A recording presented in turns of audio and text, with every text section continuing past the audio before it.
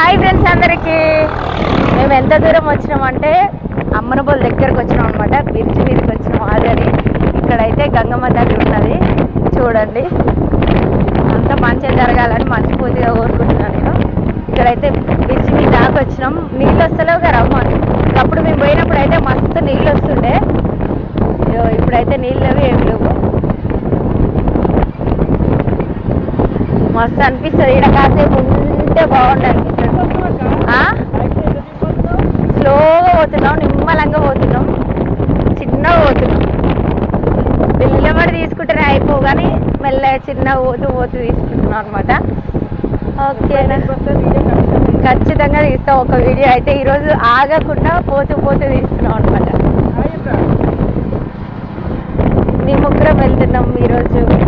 ఎప్పుడు నేను తమ్ముడే కదా వెళ్తాం. ఈసారి అయితే ముగ్గురు వెళ్తున్నాం.